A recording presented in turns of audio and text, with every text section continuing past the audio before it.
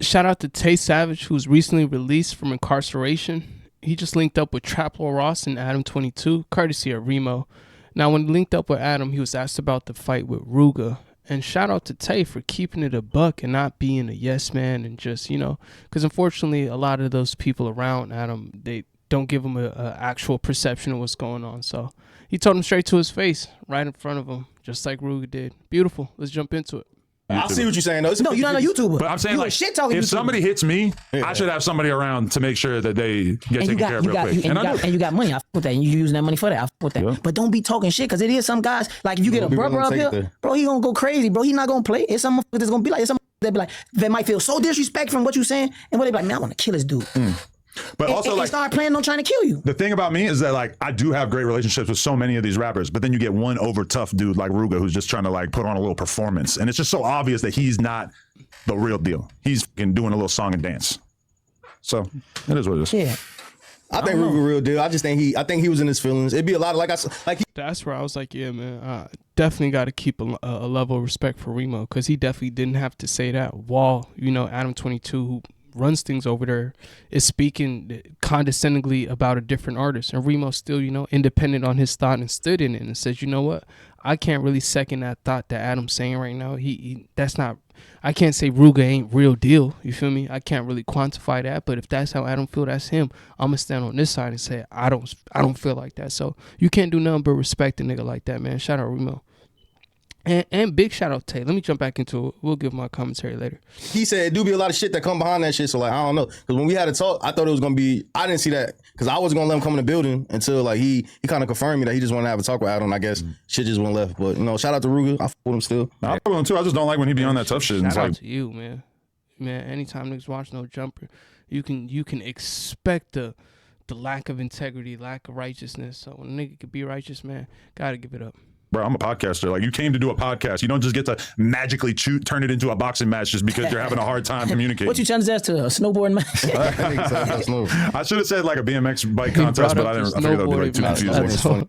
He brought up the Cox snowboarding, fiber man. Oh, man. Snowboard emojis in the chat immediately, man. Immediately.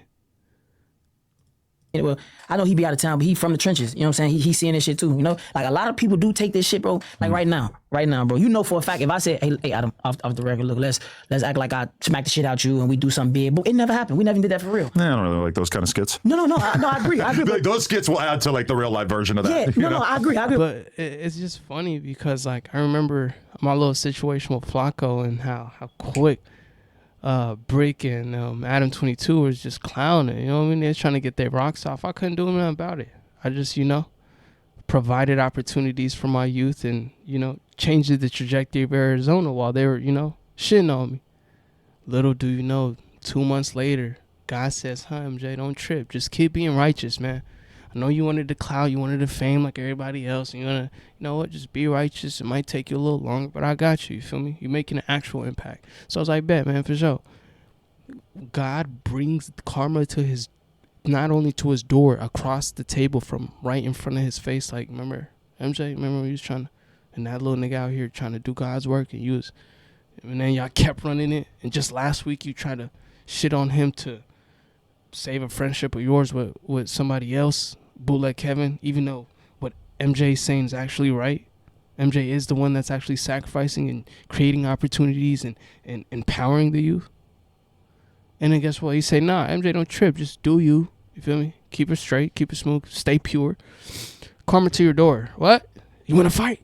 No, I don't. You want a snowboard challenge? I'm not a fighter. And then the next day, I didn't get marked out. I had my like, for someone who's admired this man and drawn so much inspiration from him, it's not even the fact, it's not cowardly that like you didn't want to fight. It's just the fact that you kept woofing.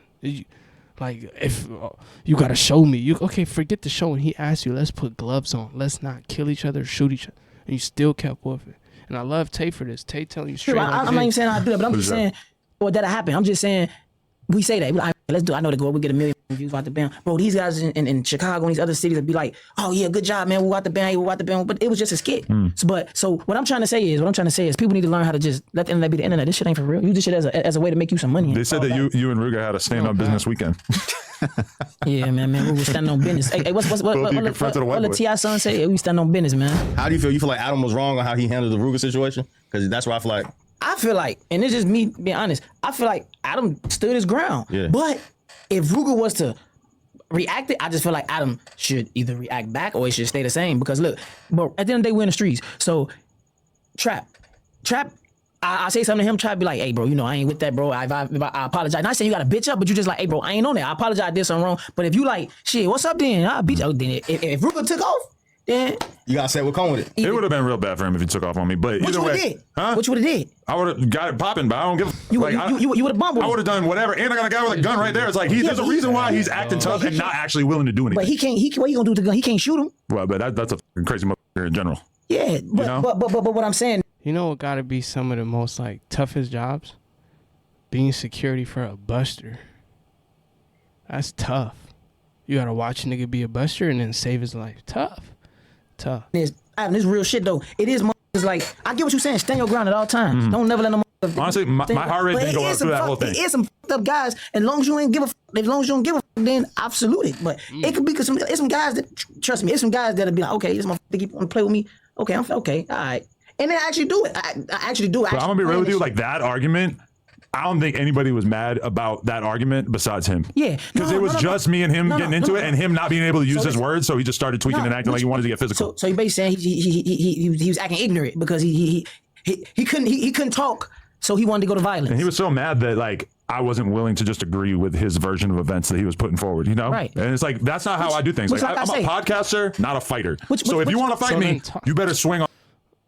See what I'm saying? I mean, I'm not going to go outside. Like, man, bruh. But hey, man, shit, it's just content at this point. But what do y'all think, man? Let me know in the comments.